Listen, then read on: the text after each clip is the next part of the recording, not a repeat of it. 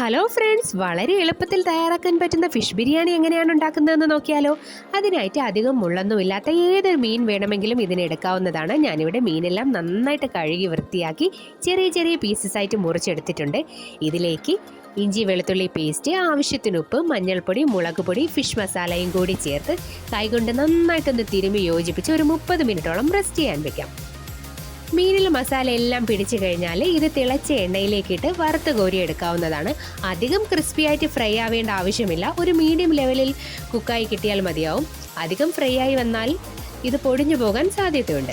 അപ്പോൾ മീനെല്ലാം നന്നായിട്ട് ഫ്രൈ ആയി വന്നപ്പോൾ കോരി മാറ്റിയതിന് ശേഷം അതേ എണ്ണയിലേക്ക് തന്നെ കുറച്ച് സവാളയും കൂടി പൊരിച്ച് മാറ്റി വെക്കുന്നുണ്ട്.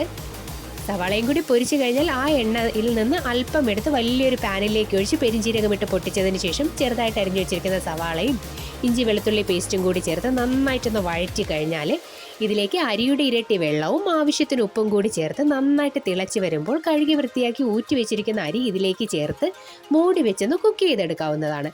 അരി കുക്കായി വരുന്ന സമയം കൊണ്ട് മസാല തയ്യാറാക്കിയെടുക്കാം. അതിനായിട്ട് നേരത്തെ പൊരിച്ച എണ്ണയുടെ ബാക്കിയിൽ തന്നെ ചെറുതായിട്ട് അരിഞ്ഞു വെച്ചിരിക്കുന്ന സവാളയും ഇഞ്ചി വെളുത്തുള്ളി പേസ്റ്റും കൂടി ചേർത്ത് നന്നായിട്ടൊന്ന് വഴണ്ടി വരണം. ഇത് നന്നായിട്ട് വഴണ്ടി വന്നാലാണ് ബിരിയാണി നല്ല ടേസ്റ്റിയായി വരുന്നത്. ഇതിലേക്ക് ചെറുതായിട്ട് അരിഞ്ഞു വെച്ചിരിക്കുന്ന തക്കാളിയും കൂടി ചേർത്ത് മൂടി വെച്ചൊന്ന് കുക്ക് ചെയ്തെടുക്കാവുന്നതാണ്. അപ്പോൾ തക്കാളിയും ഉള്ളിയും ഇഞ്ചിയും വെളുത്തുള്ളിയൊക്കെ നല്ലൊരു റോസ്റ്റായി വന്നിട്ടുണ്ട്. ഇനി ഇതിലേക്ക് മഞ്ഞൾപ്പൊടിയും ആവശ്യത്തിന് മുളക് പൊടിയും കൂടി ചേർത്ത് നന്നായിട്ടൊന്ന് റോസ്റ്റ് ചെയ്തെടുക്കാം. ഇത് ഇത്രയും ഈ ഒരു പരുവം ആയിക്കഴിഞ്ഞാൽ ഇതിലേക്ക് പൊരിച്ച ഉള്ളിയും കൂടി ചേർത്ത് നന്നായിട്ടൊന്ന് വഴറ്റിയെടുക്കാം. ഇതിലേക്ക് ആവശ്യത്തിന് ഫിഷ് മസാലയും കൂടി ചേർത്ത് റോസ്റ്റ് ചെയ്തെടുക്കാവുന്നതാണ്. ഇത്രയും ആയിക്കഴിഞ്ഞാൽ ഞാൻ കുറച്ച് വെള്ളം കൂടി ചേർത്ത് ആ വെള്ളം വറ്റുന്നത് വരെ കുക്ക് ചെയ്തെടുക്കുന്നുണ്ട്.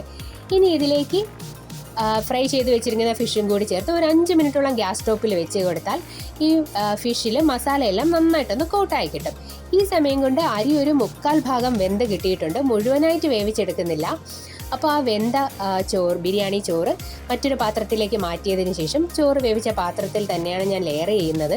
അപ്പോൾ താഴ്ഭാഗത്തായി കുറച്ച് നെയ്യോ ബട്ടറോ ചേർത്തതിന് ശേഷം ഒരു ലെയർ ചോറിട്ട് കൊടുക്കാം. ഇനി ഇതിലേക്ക് ഫിഷ് മസാലയിൽ നിന്നും ഒരു ലെയറും കൂടി ചേർത്തതിന് ശേഷം വളരെ ക്വാണ്ടിറ്റി കുറവായതുകൊണ്ട് തന്നെ ഞാനൊരു 2 ലെയറേ ആക്കുന്നുള്ളൂ. ഇപ്പോൾ മുകളിലായിട്ട് പൊരിച്ച ഉള്ളിയും കൂടി ചേർത്ത് ഒരു ദോശ പാനിൻ്റെ മുകളിലായിട്ട് വെച്ച് ഒരു 10 മിനിറ്റ് ഒന്ന് മൂടി വെച്ച് ആവി ഒട്ടും വെളിയിൽ പോകാതെ ഗ്യാസ് സ്റ്റോപ്പിൽ തന്നെ വെക്കാം. ഇത്രയും ആയിക്കഴിഞ്ഞാൽ മുകളിലായിട്ട് ഒരു ഫ്രഷ് ആയിട്ട് കട്ട് ചെയ്ത തക്കാളിയും കൂടി ചേർത്ത് നന്നായിട്ടൊന്ന് മിക്സ് ചെയ്തതിന് ശേഷം ഇത് സെർവ് ചെയ്യാവുന്നതാണ്. അപ്പോൾ വളരെ എളുപ്പത്തിൽ പെട്ടെന്ന് തന്നെ തയ്യാറാക്കാൻ പറ്റുന്ന ബിരിയാണിയാണ്. എല്ലാവരും ഒന്ന് ട്രൈ ചെയ്ത് നോക്കുക.